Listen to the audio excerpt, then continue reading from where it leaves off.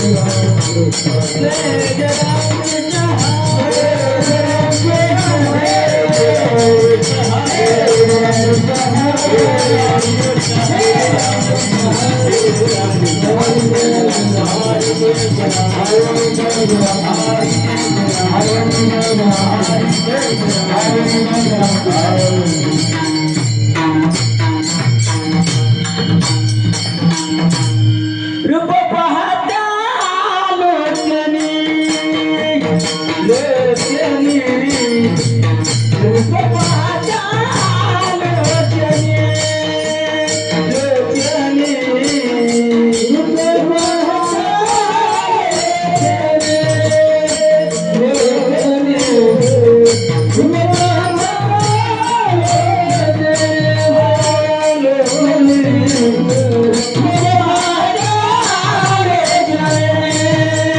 लोचनी रूप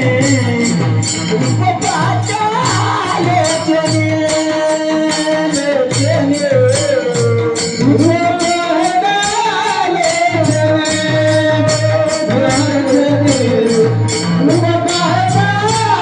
लोचनी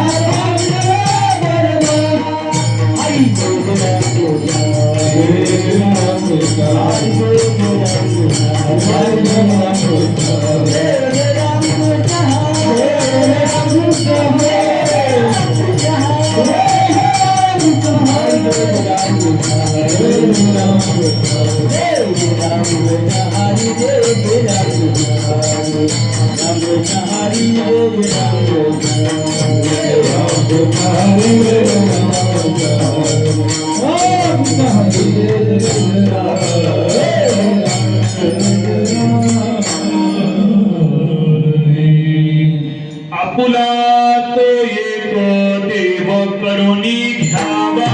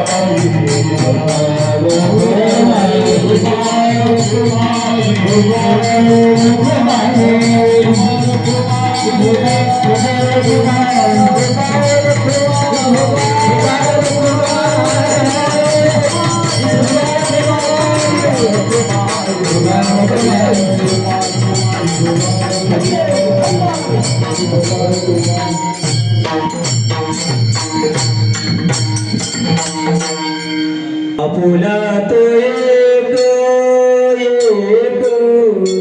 मरणाची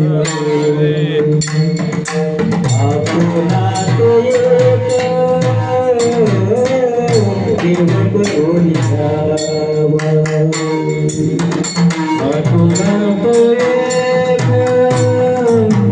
देव करुणी घ्यावा आपुला तो एक देव करुणी घ्यावा आपुला तो एक देव करुणी घ्यावा आपुला तो एक देव करुणी घ्यावा आपुला तो एक देव करुणी घ्यावा आपुला तो एक देव करुणी घ्यावा तेने बिना देवा सुख नोहे तेने बिना देवा सुख नोहे योगती माझी के दुःखाची बनवती योगती माझी के दुःखाची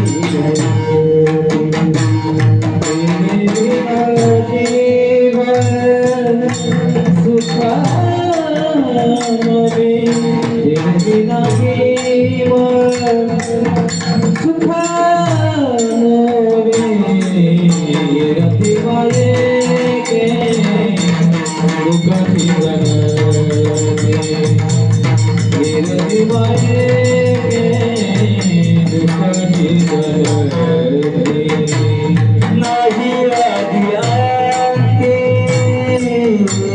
अवसान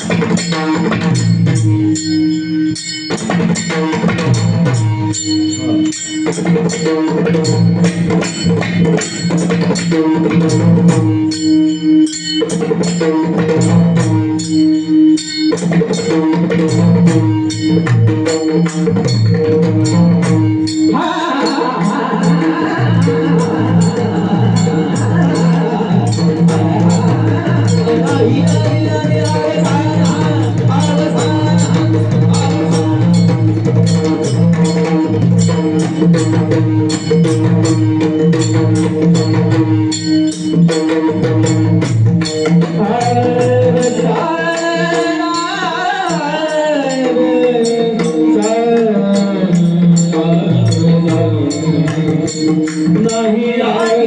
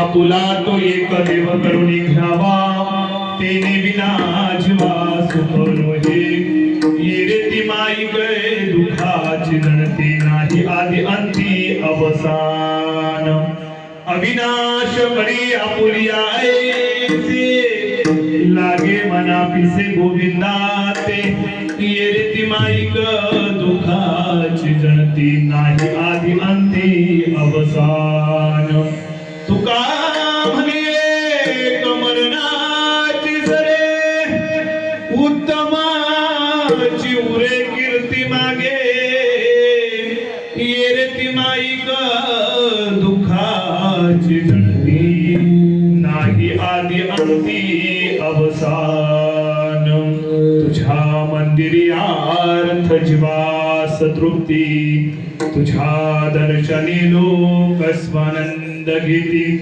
श्रुती धन्य झाल्या तुझे गीत गाता तुझ्या पायरीशी सदा नम्र माता नदी दिव्य गोदा तटीचा निवासी सदा प्रिय जो सज्जना वैष्णवांसी श्रुती धन्य झाल्या तुझे गीत गा एकनाथा प्रथम नमन करू गणनाथा उमा शंकराची या सुता चरणावरी ठेवणी माता साष्टांग आता दंडवत आयसे नमन करुणी सकळा हरी कथा बोले बोबडिया बोला अज्ञान म्हणून या पुल्या बाळा चालवी सकळा नामा म्हणे पंढरीच्या देवराया दंडवत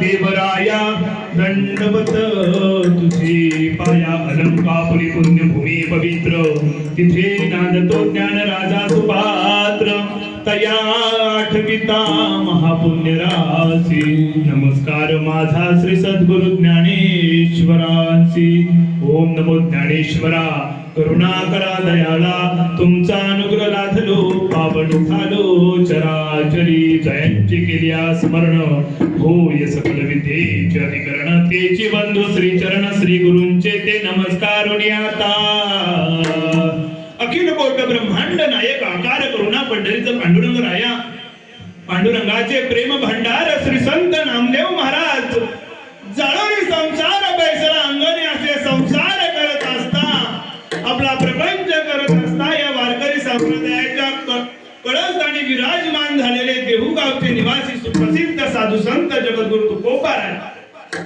या तुकोबारायांचा चार चरणाचा अभंग या मृत्यू लोकांमध्ये जन्माला आलेल्या जन जीवाचा उद्धार व्हावा यासाठी उपदेश करणारा अभंग आजच्या सेवेकरिता निवडलेला विठ्ठल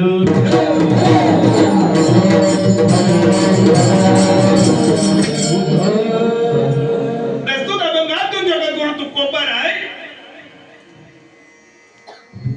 ह्या संसारामध्ये गुंतलेल्या ह्या मानव जातीला ह्या जड जीवाला संसारामध्ये सुख प्राप्त व्हावं या सुखाच्या हेतूने मायबाप हो तुम्ही आम्ही अहोरात्र धडपड करत असतो परंतु ते सुख कुठे आहे त्या सुखापर्यंत पोहोचवण्याचं साधन जगद्गुरु तुकोबाराय याच्या अभंगातून मायबाप सांगतायत जगद्गुरु तुकोबाराय सांगतायत जर तुमच्या जीवाला सुख प्राप्त व्हायचं असेल तर तुम्हाला काय करावं लागेल आपुला तो एक देव करुणी घ्यावा तेने विना जीवा सुख नये एक देव आपलासा करून घ्यावा लागेल तरच तुमच्या जीवाला सुख प्राप्त होईल परंतु ते सुख प्राप्त होत असताना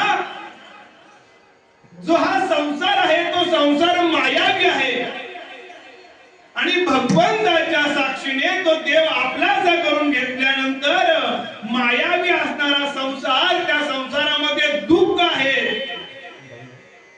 आणि तो दुःख जन्म घेतोय आणि त्या दुःखाने जन्म घेतल्यानंतर त्या जो दुःख आहे त्या दुःखाचा मायबाप हो सुरुवात सुद्धा नाही आणि त्याचं शेवट सुद्धा नाही परंतु त्याचा अंत होणार आहे कशाने देव आपलासा करून घेतल्याने येते ती माहिक दुःखाची गणती नाही आदी अंती अवसान आणि तो देव आपलासा करून घेतला की ह्या जीवाला ह्या मनाला त्या भगवंताचं नामस्मरण त्या देवाचं तुझं नामस्मरण घडलं पाहिजे एवढंच देवाला सांगायचं आहे. अविनाश करी आपुलिया ऐसे लागे मना पिसे गोविंदा ते देवा भगवंता माझ्या मनाला एकच छंद लागू दे काय तुझ्या नामस्मरणाचा छंद लागू दे. आणि हा छंद लागत असताना बायको प्रत्येकाचा शेवट होणार आहे आणि प्रत्येकाला मरण निश्चित आहे. परंतु ते मरण कसं असावं तुका म्हणे एक मरणाची सडे उत्तमची पुरे कीर्ती मागे. जे आपल्या मरणानंतर काय मागे राहणार आहे आपली कीर्ती राहणार आहे. हे अभंगाचं थोडक्यात भावार्थ विठ्ठल.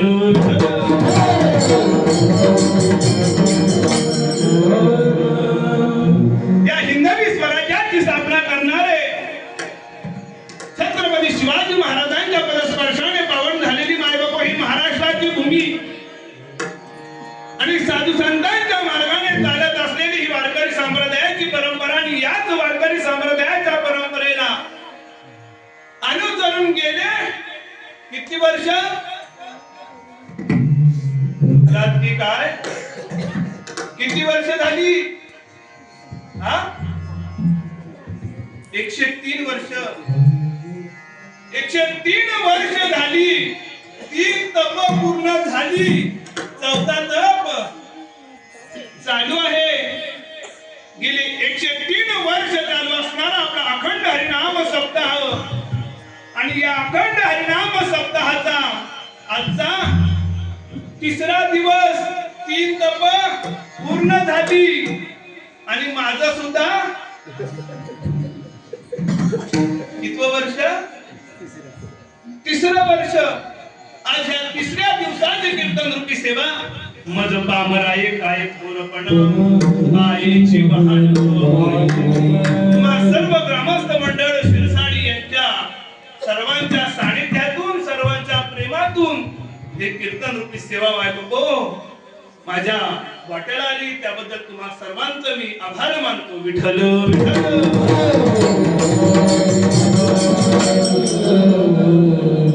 आज आपली गाडी थोडी लेट चालू झाले.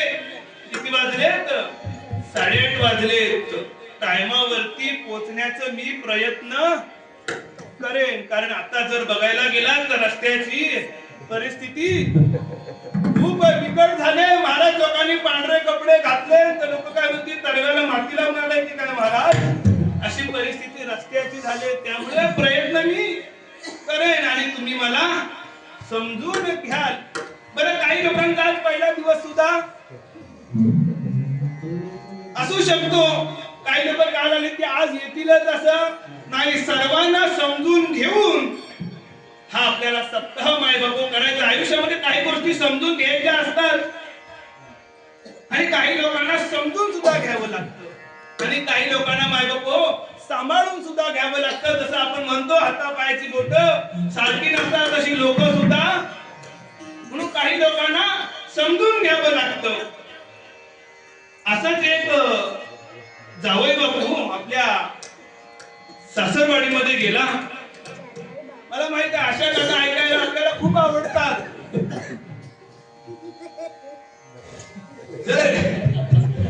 जर सिरियलच्या जर कथा जर सांगितल्या ना 7 वाजल्यापासून 11:30 असतील तरी आपलं कीर्तन मला सुद्धा सगळ्या सिरियली माहित आहे. प्रत्येक सिरियलीतलं एक थोडं सांगितलं तरी 11:30 वाजून जातील. मला माहित आहे आपली आवड तीच आहे. परंतु मला काय सांगायचं आहे एक जावई बापू सासरवाडीला गेला. इकडे सुद्धा जात असतील. सासरवाडीला गेल्यानंतर सगळ्यात धावपळ कुणाची असते हो सासूबाईची धावपळ असते. आता जावयाला सासूबाईंनी बघितलं आणि सासूबाईची धावपळ उडून गेली. घरी सासरे नव्हते. जावई बापू घरी आले. सासूबाईला काय करू वाटलं. सासूबाईने सांगितलं जावई बापू या बसा पाणी पिया. अहो येताय ते सांगितलं नाही. सकाळीच ते घरी बाहेर पंढरीच्या वारीला निघून गेलेत. जावई बापू म्हटले सासूबाई बरेच दिवस येणं झालं नाही त्यामुळं मी सहज भेटण्यासाठी आलोय. सासरे बुवा घरी नसले तरी चालतील. सासूबाई म्हटली, जावई बापू बरेच दिवसांनी तुम्ही आलात, पण जेवल्याशिवाय काय मी तुम्हाला पाठवणार नाही. चहा पाणी झाली, जेवणाची तयारी झाली. जावई बापूला जेवण वाढलं आणि जेवण वाढल्यानंतर जावई बापूंना सासूबाई सांगू लागल्या, जावई बापू, सासरे बुवा तुमचे वारीला गेले, तर त्यामुळे मला काही श्रीखंड तुम्हाला आणता आलं नाही, तुमच्यासाठी पुऱ्या बनवता आलं नाही. तर तुम्ही काय करा, जे हे पिठलं बनवलंय ते तुम्ही श्रीखंड समजून खा, आणि ती ही भाकरी भाजले ती तुम्ही पुरी समजून गोड माना. जावई बापूने काही जमाय बापू बोलले नाही. सासूबाईची आज्ञा आहे, हवं तर लागणारच. एक वेळ झालं, दुसऱ्या वेळेला पुन्हा सासूबाई आली. सासूबाईने सांगितलं, जावई बापू, पिठलं गेलंय ते श्रीखंड समजून खा, आणि जी भाकरी भाजली ती पुरी समजून घ्या. जावई बापू म्हटले, सासूबाई तुम्ही काही काळजी करू नका, तुम्ही निवांत राहा, जेवढं मला लागेल तेवढं मी खाईन. सासूबाईला काय थांबलं नाही. सासूबाई पुन्हा आली. सासूबाईला सांगितलं, जावई बापू, जे पिठलं वाढलंय ते श्रीखंड समजून खा, आणि ज्या भाकऱ्या वाढल्या त्या पुऱ्या समजून खा. अशी अनेक वेळा सासूबाई जावयाच्या पुढ्यात गेली, पुन्हा एकदा बोलली, जावई बापू, अहो जे पिठलं केलंय ते श्रीखंड समजून खा, आणि ज्या भाकऱ्या वाढल्या त्या पुऱ्या समजून खा. जावयाने बघून बघून घेतलं, आणि एक कानाखाली सासूबाईला लावून दिलं.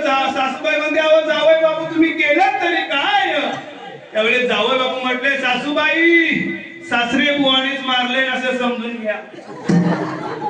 मला सांगायचंय काय, आपल्या जीवनामध्ये आपल्या सप्ताहामध्ये असे अनेक लोक येतील, पण तू समजून घे ना, आपलं काम आहे गेले 103 वर्ष चालत आलेला आपला अखंड आहे नाम सप्ताह या शिरसाडी ग्रामस्थ मंडळाच्या वतीने आयोजित करण्यात आलेला आहे.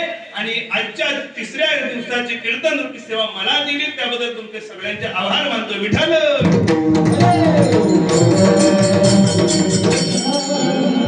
आजच्या सेवेकरता निवडलेला अभंगाचे गुरु तुकोबा राय तुकोबा राय मायबाप उपदेश करतायत. आता उपदेश कोणी करावा, कशासाठी करावा, कोणावरती करावा, हे गेल्या वर्षी मी सांगून झालो. नाही तर मला कुणी बुवा बोलवला, तो गेल्या वर्षी सांगितला तोच. कारण की तिसऱ्या दिवसाची कीर्तन रूपी सेवा गेल्या वर्षी सुद्धा होती. लायक नालायक आपल्या गेल्या वर्षी झालेला आहे, त्यामुळे डबल. परंतु माय बाबा मला सांगायचं आहे की जे उपदेश करणारा कोण आहेत, एक संत आहे. आपण सुद्धा आपल्या जीवनामध्ये अनेक जणांना उपदेश करतो. मी मोठा कीर्तनकार झालो, अनेक लोकांना उपदेश करतो. मी गावचा पोलीस पाटील झालो, अनेक लोकांना उपदेश करतो. परंतु ते माय बाप उपदेश हिताचे नसतात. हल्ली तर बायका सुद्धा आपल्या नवऱ्याला उपदेश करायला लागल्यात. गाव ऐकलं का, बटाटी संपलेत संध्याकाळी घेऊन या, ऐकलं का, अहो कांदे संपलेत संध्याकाळी येताना घेऊन या. परंतु माय बाप हे उपदेश हिताचे नाही. साधू संतांनी उपदेश केला तो कोणता उपदेश आहे, तो तुम्हा आमच्या हिताचा आहे. आणि तो हिताचा उपदेश फक्त ह्या जीवावरती माय बाप केला नाही, तर कोणावरती केला, उपदेश देवावरती सुद्धा केला. संतांनी संतावरती सुद्धा उपदेश केला, आणि संतांनी जीवावरती सुद्धा उपदेश केला. नवे तर संतांनी ह्या प्रत्येक जन्माला आलेल्या जड जीवावरती सुद्धा उपदेश केला. आता देवावरती उपदेश केला कोणता, आपण काकडा आरतीमध्ये सहज बोलून जातो, उठा जागे भारी, उठा पांडुरंगा प्रभात समयो भातरा.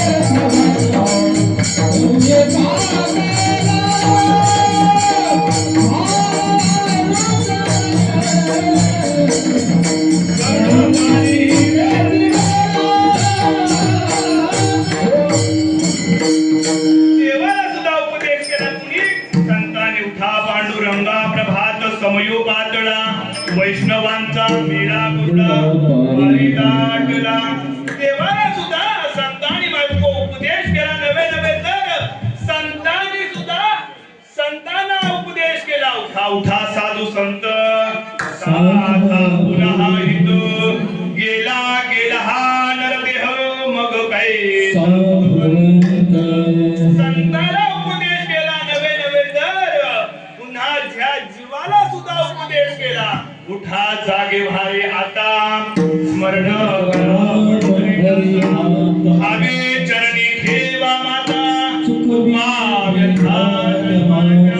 जीवालाच उपदेश केला इथपर्यंत मायलोको संत थांबले नाही तर संपूर्ण जण जीवाला सुद्धा या संताने उपदेश केला उठा सगळ जन उठले नारायण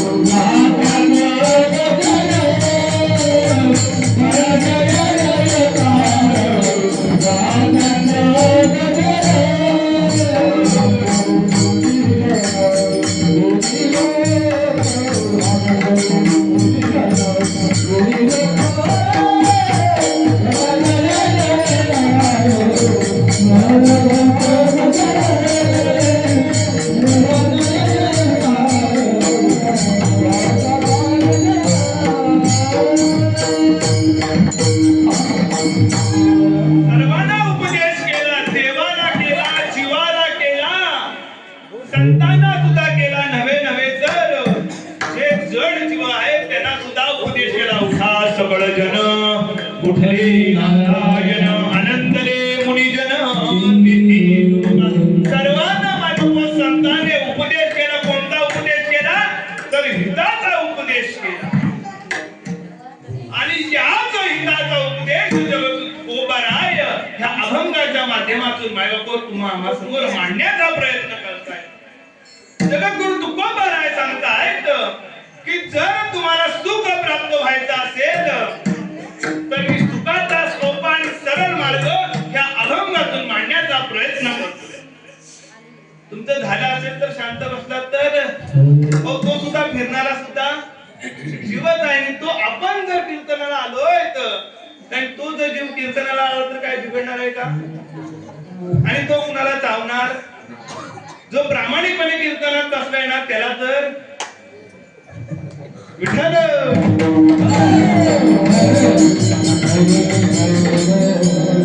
नीट सगळे लक्ष देऊन ऐका मी आज तुम्हाला सुखाचा मार्ग या शिरसाडी गावामध्ये सांगून जाणार आहे बाकी कोणाला तुम्ही सांगू नका कारण की प्रत्येक जीव मायबाप सुखाच्या मार्गासाठी धावपळ करतोय अहोरात्र धडपड करतो परंतु ते कुणाला प्राप्त होत नाही आणि ते सुख आज तुम्हाला इथे प्राप्त होणार आहे आणि या अभंगामध्ये जगद्गुरु तुकोबाने सांगतायत की सुखाचा सरळ आणि सोपा मार्ग म्हणजे काय आहे की तो देव आहे ना देव तो तुम्ही आपलासा करून घ्या आता आपलासा करून घ्या म्हणजे काय देवाला जाऊन मिठी मारा का हो देवाला जाऊन मिठी मारा म्हणजे देव आपलासा होतो नाही नाही जगद्गुरु तुकोबाने म्हणतात देव आपलासा करून घ्या आता जर देव आपलासा करून जर घ्यायला गेला तर देव आपल्यापासून लांब आहे का हो इकडे जगद्गुरु तुकोबाराय काय सांगतायत की आपुला तो एक देव आपलासा करून घ्याय सांगतात परंतु तो देव आपल्यापासून लांब आहे का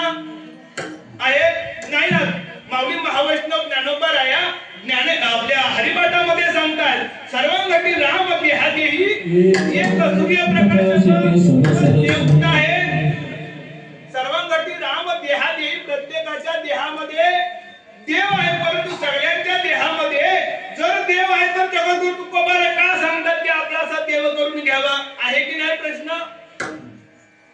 जर प्रत्येकाच्या हृदयामध्ये माऊली महावैष्णव ज्ञानोबा ज्ञानेश्वरीमध्ये सुद्धा सांगतायत, तैसा हृदयामध्ये मी राहू सर्व सुखाचा, आणि प्रत्येकाच्या जीवामध्ये प्रत्येकाच्या देहामध्ये मी आहे. एवढंच नव्हे तर भगवंत सुद्धा स्वतः अर्जुनाला सांगतायत की अर्जुना मम वंश जीवलोके जीवभूती सनातन मन षष्ठानि इंद्रियानि प्रकृती स्थानी दर्शती. प्रत्येक जड जीवांमध्ये मी भगवंत अर्जुना माझा अंश आहे. मम वंश जीवलोके प्रत्येक जीवामध्ये माझा अंश आहे. जर हरिपाठ सांगतं की सर्वंगठी राम देहादेही एक, जर ज्ञानेश्वरी सांगते तैसा हृदयामध्ये मी राहून प्रत्येकाच्या हृदयामध्ये मी आहे. नव्हे तर भगवंत स्वतः गीतेमध्ये सांगतायत मम वंश जीवलोके जीवभूती सनातन. जर एवढं सगळे पुरावे तुकोबारांच्या विरोधात जर असतील मायबाप हो, मग तुकोबारा का म्हणतात की आपला तो एक देव करून घ्यावा? तर मायबाप तुकोबारांना एवढंच सांगायचं आहे की देव आपला असं करून का घ्या? अशीच एक कीर्तनामध्ये पूर्वीची म्हातारी बसली होती आणि ती म्हातारी बसली असताना पूर्वीच्या म्हाताऱ्यांच्या नाकामध्ये काय असायच्या? नथनी असायची. आणि ती नथनी घालून ती कीर्तनाला बसली असता कीर्तनामध्ये नथनी डुळत होती. जशी म्हातारी कीर्तनामध्ये डुळत होती तशी ती नथनी सुद्धा एवढीशी बारीक नव्हती, एवढी मोठी पूर्वीच्या म्हाताऱ्यांच्या नथनी असायच्या. आता ती कीर्तनामध्ये डुळत होती तशी तिची जी नथ आहे ती सुद्धा कीर्तनामध्ये डुळत होती. आता कीर्तन संपलं आणि ती घरी गेली. 7 ते 9 कीर्तन झालं आपल्यासारखं, जेवली आणि घरी गेली. घरी गेल्यानंतर कुठे नथनी लावतात? काही दिवसाने सांगावं लागेल की जी नथनी आहे ती नाकामध्ये घालतात. आता ती नाकामध्ये घातलेली नथनी आहे. ती म्हातारी घरी गेली आणि घरी गेल्यानंतर झोपताना तिने काढून ठेवली. ती काढली ती गळ्यात जी तिच्या माळ होती सोन्याची समजा, ती माळ, त्या माळेला ती नथनी तिने अडकवली. आता नथनी माळेला अडकवली आणि ती झोपून गेली. सकाळी उठल्यानंतर मशेरीने दात घासत होती. मशेरीने दात घासत असताना तिच्या लक्षात आलं की माझ्या नाकातली नथनी दिसत नाही, माझ्या हाताला तिचा स्पर्श होत नाही. तर तिने काय केलं? तिला वाटलं माझी नथनी रात्री कीर्तनाला गेले, तिकडेच पडून गेली. ती सकाळी काकडा आरती संपायच्या आत मंदिरामध्ये पोहोचली. लोकांना वाटणार म्हातारीला झालं काय? सकाळी उठल्या मंदिरात कशाला आली? मंदिरात आलेली आमच्या भोडबाबांना विचारते, ओ भोड बाबा, अहो रात्री मी कीर्तनाला आले. कीर्तनाला आल्यानंतर कीर्तनामध्ये माझी नथनी डुलत होती आणि कीर्तनामध्ये नथनी डुलत असताना मला ती काय पडली ती सापडली नाही. आता गावातल्या काकडा आरतीला थांबलेल्या चौघांनी बघितलं, सगळ्या चटाई उचलल्या. आता काकडा आरतीला चौघच असतात. मला माझ्या कीर्तनाला किती जरी असले, पंक्तीला जरी 100 असले तरी काकडा आरतीला त्या चौघांनी संपूर्ण चटाई उचलली. सगळीकडे बघितलं, जेवायला कुठे बसले होतीच विचारलं. ती म्हटली त्या कोपऱ्यात बसले होते. आता त्या कोपऱ्यात सुद्धा शोधलं, परंतु ती नथनी तिला काही सापडली नाही. ती मंदिरातून बाहेर आली. बाहेर आल्यानंतर संपूर्ण गावभर शोधू लागली. प्रत्येक येत ना त्याला विचारू लागले, हो माझी नथनी बघितली काय? काल मी मंदिरात आले आणि माझी नथनी कुठे हरवली? ती काय मला सापडली नाही. माझी नथनी कुणी पाहिली का? अशी गावभर फिरत ती सगळ्यांना विचारू लागली. तेवढ्यात एक त्या गावाच्या त्या झाडाखाली ती बसलेली रडू लागली. रडता एक तिच्या खूप वयस्कर असणारी म्हातारी तिथे आली आणि म्हातारी बोलली, अगं झालं तरी काय?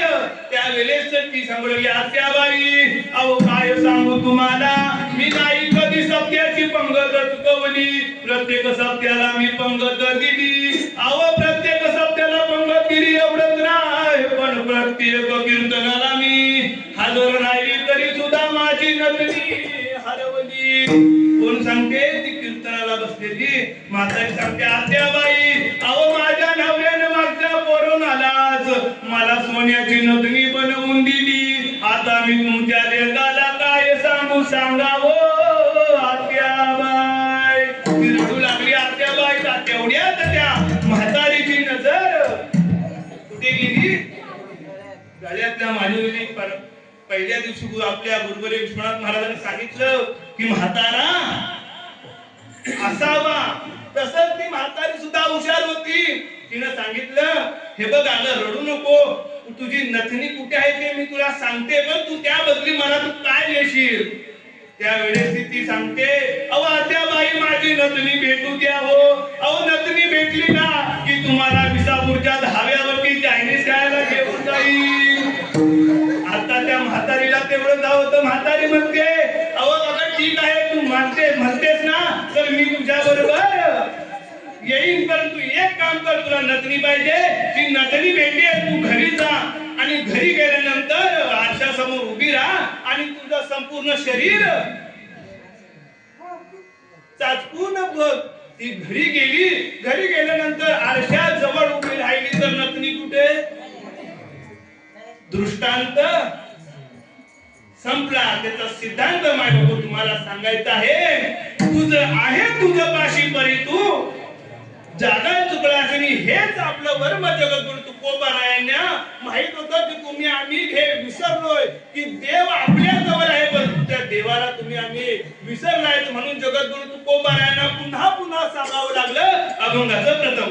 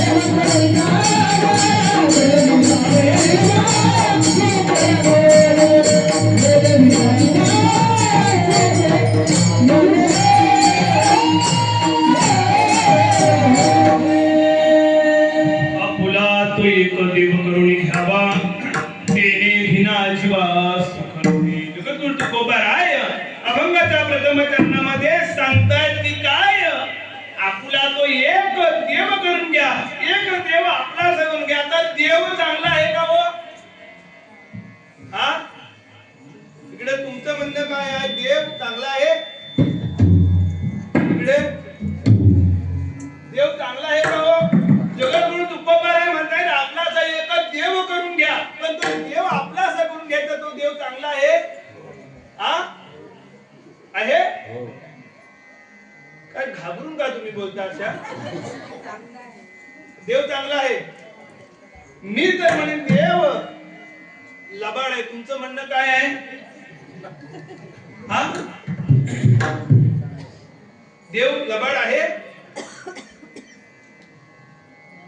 आहे नाही ना माझं म्हणणं असं आहे की देव लबाड आहे जर रामायणामध्ये जर बघायला गेलात ना तर ज्या वेळेस प्रभू रामचंद्र वनवासाला जायला निघाले प्रभू रामचंद्रासोबत सीतामाई देखील वनवासाला जायला निघाला एवढंच नाही तर लक्ष्मण भाऊ सुद्धा वनवासाला जायला तयार झाले एवढंच नवल नाही संपूर्ण गाव अयोध्या नगरी वनवासाला जायला माय बापू तयार झाली आणि एखादा बुवा जर कीर्तनाला जायला निघाला ना मी काय ते पुढचं सांगणार नाही की टाइम होत आलाय आपला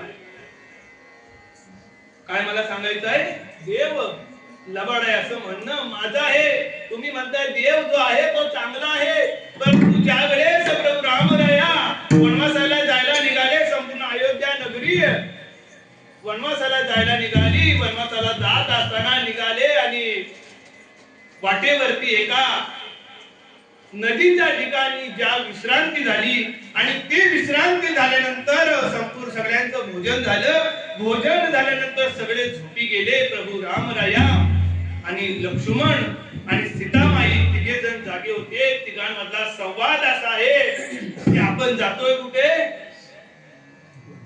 कुठे जातोय वनवासाला जातोय कुठल्या कुणाच्या हळदीला किंवा वरातीला गाड्या भरून जात नाही की फुकटचा जेवल्यानी त्याला वनवासाला जात असताना नाही आपल्याकडे कसली सोय जे मिळत ते आपल्याला खावं लागणार आहे जर आपलंच पोट भरलं नाही तर गावाचं पोट भरायचं कसं हा संवाद कुणाच्यात चाललाय राम लक्ष्मण आणि सीताबाई या तिघांमध्ये संवाद चाललाय भगवंताने ठरवलं की आपण तिघांनीच फक्त वनवासाला जायचं तिघांचं ठरलं वनवासाला जायला आणि या प्रजेला करावं काय तर देवाने असा विचार केला मध्यरात्री आपण इथून निघायचं सकाळी पहाट होईपर्यंत इथे थांबायचं नाही जर पहाट झाली लोक जर उठली तर सर्व आपल्या सोबत आल्याशिवाय राहणार नाही म्हणून देवाने ठरवलं रात्रीच्या रात्री निघून जायचं रथ तयार केला परंतु प्रभू रामचंद्राच्या लक्षात आले की रथ जर मी तयार केला तर त्या रथाच्या चाकाच्या मागून गाव आल्याशिवाय राहणार नाही म्हणून देवानं काय केलं त्या रथ स्वातीला सांगितलं हे बघ तू पुन्हा रथाची चाकं आपल्या गावाच्या दिशेने फिरव आणि चालत चालत सर्व वनवासाला जातो आणि तशीच सांगितल्याप्रमाणे तो रथ सारथी गावाकडे निघून गेला पहाट झाली सगळी लोक उठली बघतात तर प्रभू रामराया सीतामाई लक्ष्मण आहेत कुठे सगळीकडे शोधलं परंतु सगळ्यांना काही देव भेटला नाही म्हणून काय केलं बघतात तर रथ आहे त्या रथाची चाकं कुठे गेली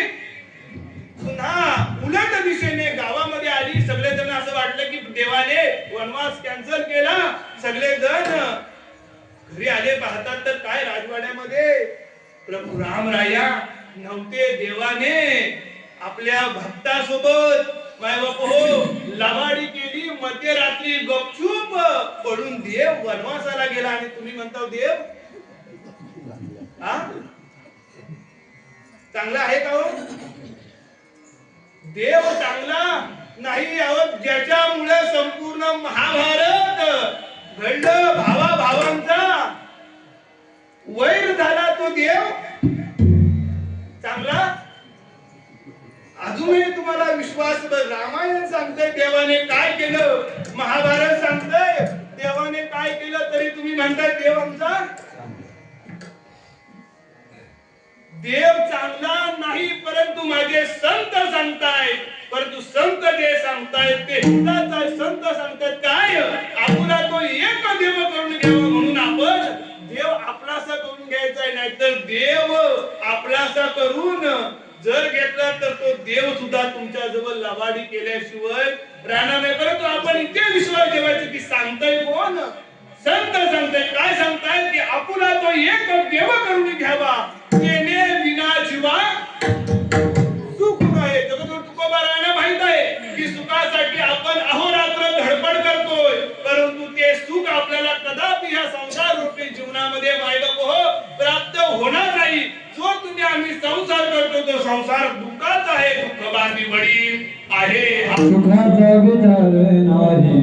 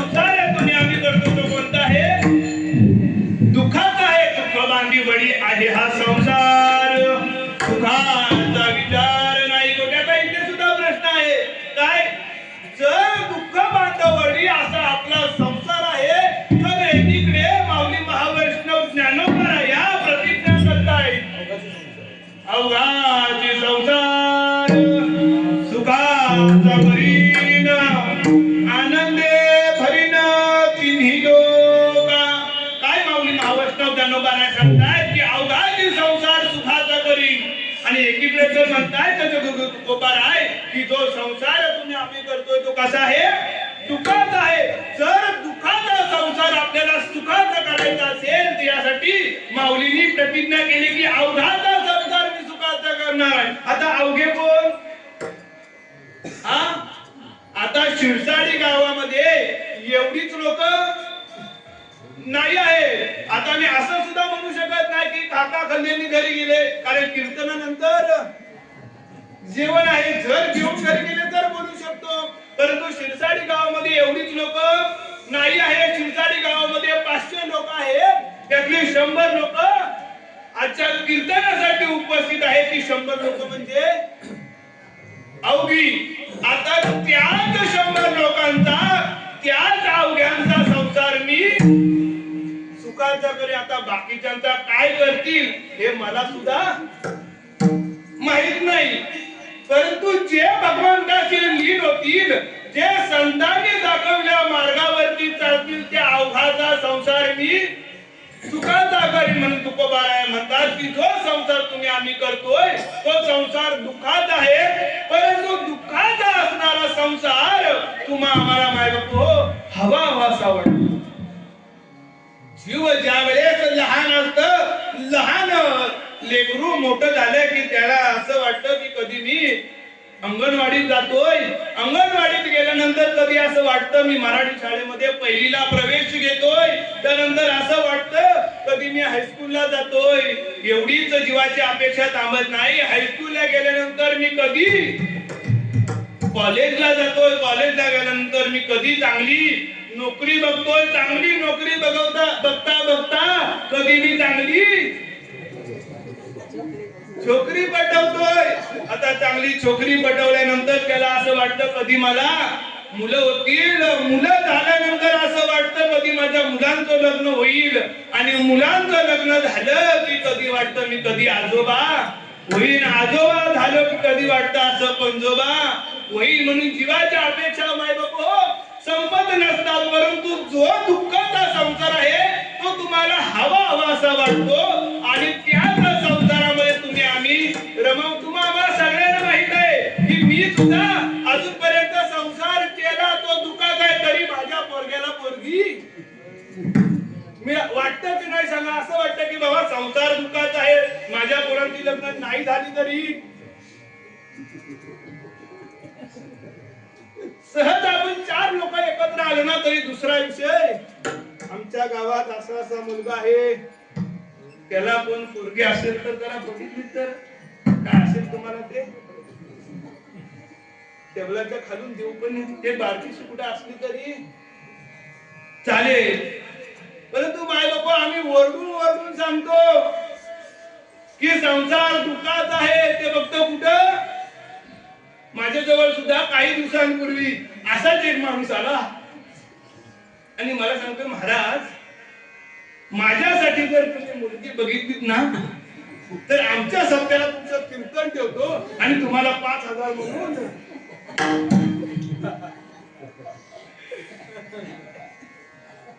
कुणाला? अरे ज्या महाराजाला पोरगी नाही तर तुला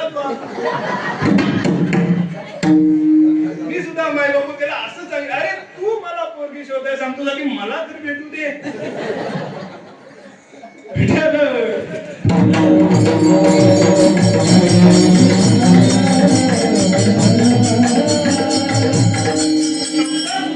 एवढं कळतं आपल्याला, परंतु तसं आपल्या वर्तणुकीमध्ये मायबाप नसतं. परंतु जगद्गुरु तुकोबारायांनी सुद्धा संसार केला, परंतु संसार करत असताना भगवंत आपलासा करून घेतला, आणि याच्या माया जी ह्या संसार रूपी जीवनामध्ये माया आहे, हा संसार मायावी आहे, आणि त्या संसारामध्ये दुःख मायबाप जन्म घेतोय, आणि त्याचं वर्णन जगद्गुरु तुकोबारायांनी अभंगाच्या 2य चरणामध्ये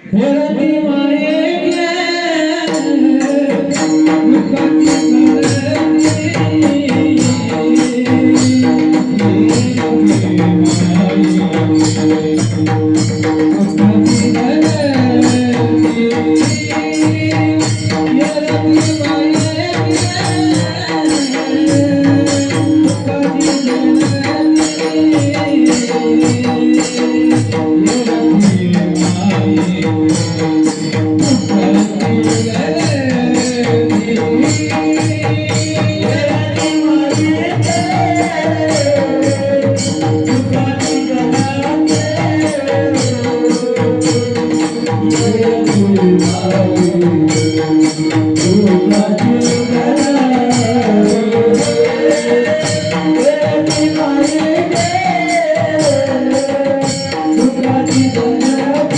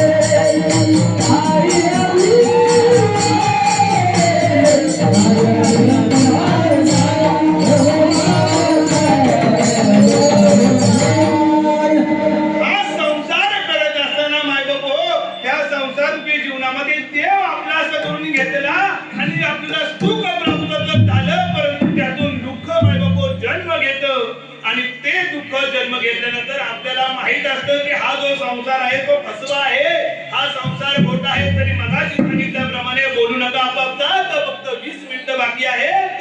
हा संसार दुःखात आहे आपल्याला माहित आहे, तरी आपण तो करतोय. महिला मंडळाला एकदा फक्त मी पुढे म्हणतो, तुम्ही पाठीमागून म्हणा, असं समजा की मी पंचायत समितीच्या निवडणुकीला उभा राहतोय, त्यामुळे ह्यांच्यापेक्षा तुमचं मतदान मला जास्त झालं पाहिजे. सध्या लाडक्या बहिणी जवळच्या झाल्या, तर म्हणून तुम्ही प्रथम तुम्ही म्हणायचं, नंतर तुम्ही म्हणायचं. लटीचा व्यवहार सर्व हा संसार. बोला बोला.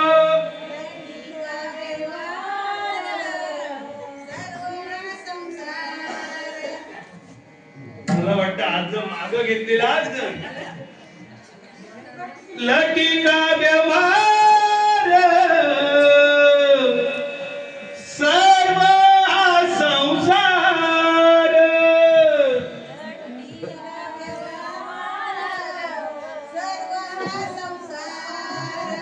लटीका व्यवहार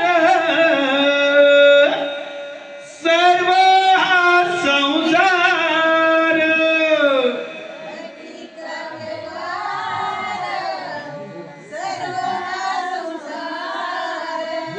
काही का होईना सारखं मलाच मतदान करा, मलाच मतदान करून एकदा तुम्ही मतदान केलं. आता इकडे आमची बाजू काय म्हणते लोक, हे मला वाटतं हे 100% मतदान करतीलच. लटीका व्यवहार सर्व हा संसार. लटीका व्यवहार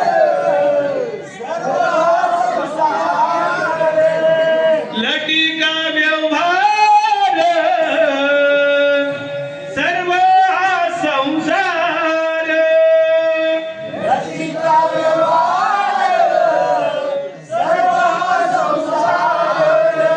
वा. आता तुम्ही काय म्हटलं तू बुवा पण वेडा हो आणि त्याच्यासोबत आम्ही पण वेडे हो, हेच म्हणतात ना. हा? काय म्हटलात आपण?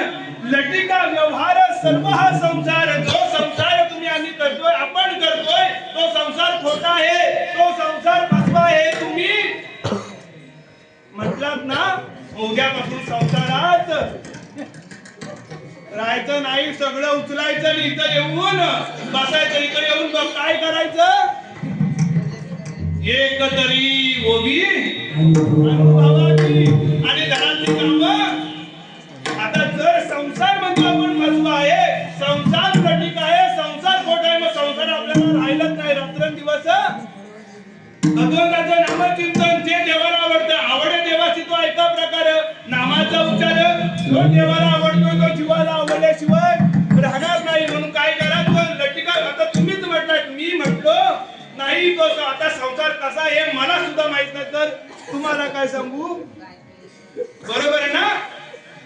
कारण महाराज लोकांना पोरी कोण देत नाही. असंच माझ्यासाठी एक आमच्या गोड गावांसाठी पोरगी बघायला गेले, सांगितले पोरगा आमचा चांगला आहे पोरग्याला कुठलं व्यसन नाही. मुलीला विचारलं पोरगा करतो काय तर नाही, पोरगा आमचा कीर्तनकार आहे. कुणी सांगितलं? घोडबरे सांगितलं. मुलीनं उत्तर दिलं, जर तुमचा मुलगा कीर्तनकार आहे समजा, जर तुम्ही शिरसाडीत ह्या वर्षी त्याला कीर्तनच दिलत नाही तर पुढं मुली 1 वर्ष शिरसाडीमध्ये कीर्तन नाही दिलं तर दुसरी कुठेतरी त्याला कीर्तन भेटतील. आणि कार्याचे कीर्तन जर त्याला असतात तर त्या मुलीने सांगितलं, तुम्ही कार्याचे कीर्तन म्हणताय त्याला असतात, जर माणसंच मिळली नाही तर कार्याचे कीर्तन हुआ. आता माणसं मरणार नाही असं होईल का हो? माणसं मरणार नाही असं होईल का? नाही ना होणार. तुम्हाला कीर्तन नाही भेटणार पण तू माणूस मेल्याशिवाय राहणार नाही. कारण उपजेते नासे नासिले पुनरावृत्ती दिसे हे घटिका यंत्र जैसे उपजल्या पिंडा मरण सांगते मरते उपजते. जो जीव जन्माला आलाय तो एक ना एक दिवस मृत्यू त्याचं होणार आहे. मला तुम्हाला सांगायचं, तुम्हाला मला काय मृत्यू एक ना एक दिवस आहे. लोकांना जाळायला जात असताना आपल्याला असं मनात वाटत नाही, अरे हा जगतो तसा उद्या मी सुद्धा जळणार आहे, अरे जसं ह्याला नेले तसं उद्या. वाटतं का आपल्याला? कधीच नाही वाटत. का तर आपण विसरून गेलोय की काळ एक ना एक दिवस तुम्हाला मला न्यायला येणार आहे. काळाची आवडी पडेल बाजोबा थोडं विराम तेव्हा माये बाप. आणि तो काळ आपल्याला न्यायला येणार आहे हे आपल्याला माहित असून सुद्धा आपण त्याच्याकडे दुर्लक्ष करतोय आणि त्या संसारामध्ये सुख शोधतोय. सुख शोधत असताना दुःख मायबापावर जन्म घेतं. येण्याची मालिका दुःखाची गणती तो दुःख जन्म घेतोय आणि त्या दुःखाने एकदा जन्म घेतला त्या दुःखाला मायबापो नाही कुठला सुरुवात आहे नाही त्याची शेवट आहे. आणि त्याचा भक्त ह्या भगवंताला आपलंच करून घेतलं की त्याचा अंत एके अंत. म्हणून महाराज या दुसऱ्या चरणामध्ये सांगतात, येण्याची मालिका दुःखाची गणती नाही आधी आणखी आवाज आला. या मायावी संसारामध्ये तुम्ही आम्ही गुंतलोय आणि मायावी संसारामध्ये गुंतल्यानंतर मायेने काय काय केलं हो अनेक उदाहरण महाभारतामध्ये रामायणामध्ये सांगता येतील. इंद्राला डाग लागला कुणामुळे? मायेमुळे. अहो रावणाचा वंश नष्ट झाला कुणामुळे? सीते माईला जर आणायला गेला नसता रावण तर हे रामायण घडलं नसतं. म्हणून अनेक जण या मायेच्या नादाला लागून, तुम्ही शक्तीवाले सगळे हात मला माहित आहे, ह्या मायेच्या नादाला लागून सगळ्यांचं वाटोळं झालं. तरी माया काय काय करू शकते आणि ह्या मायावी संसारामध्ये तुम्ही आम्ही जगतो. ही माया मायको काही करू शकते. माया काय करू शकते? मुंगी उडाली आकाशी तिने गिरले सूर्याची थोर नवलाभ झाला वांजे पुत्र प्रसवला. काय माया करू शकते? अहो ती मुंगी माहित आहे ना सर्वांना. ती मुंगी कुठे उडाली?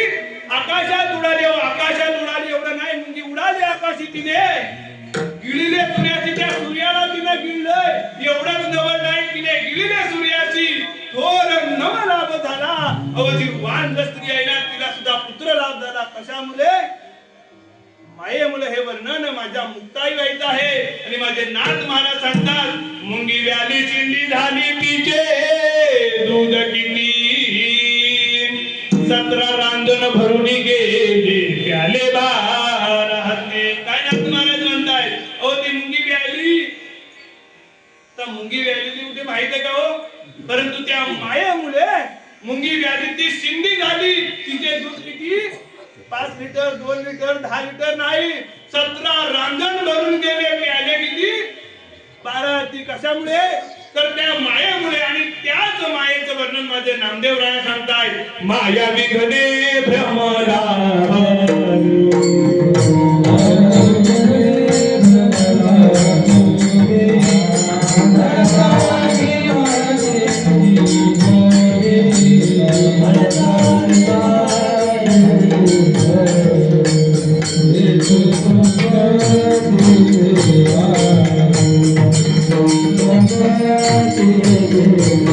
Thank you.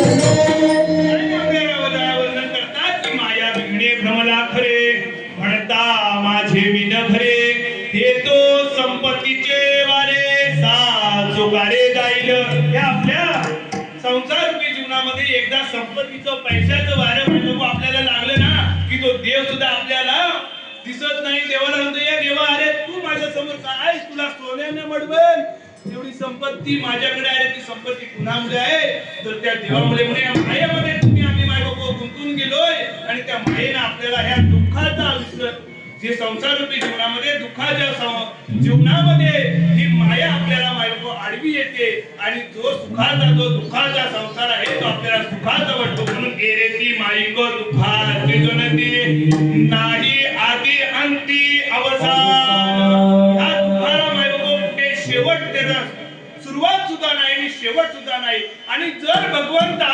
हे तुझ्या नामस्मरण करत असताना तुला आपलंच करत असताना ह्या मायेच्या जीवनामध्ये आम्ही सुख शोधत असताना जर आम्हाला आनंद मिळावा प्राप्त व्हावा असं जर आम्हाला वाटत असेल तर आम्हाला काय करावं लागेल. अभंगाचं तिसरं अविनाश तेरे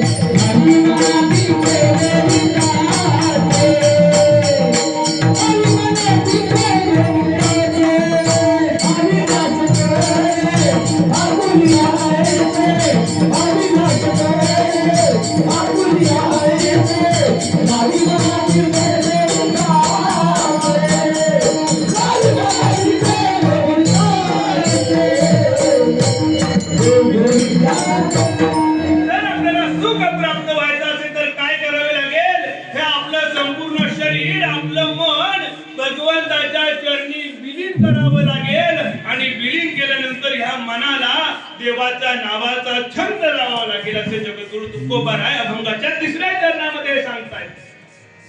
आता अविनाश म्हणजे काय? अविनाश म्हणजे विलीन करणे.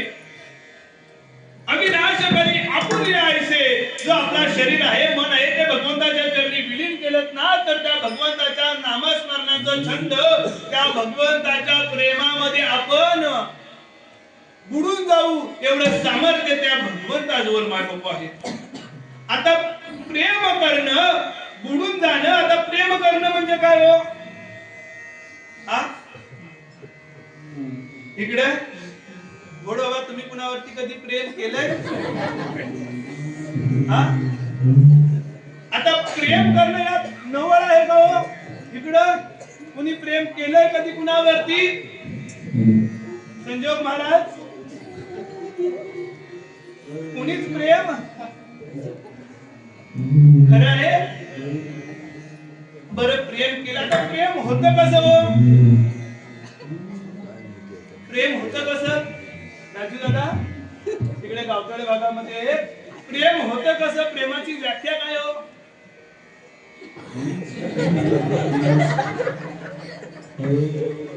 अनिकेत महाराज, अरेंज मॅरेज ठरवून म्हणी जरा सांगू शकतात, पण ते असं सगळं चांगलं आहे की कधी आपण कोणावरती प्रेम. आता प्रेम कसं होतं हे मी सांगू शकतो. कशाने? माय बापू, भागवत सांगत की प्रेम कसं होतं. प्रेम डोळ्यांनी डोळ्यांमध्ये, नेत्रांनी नेत्रामध्ये पाहिलं की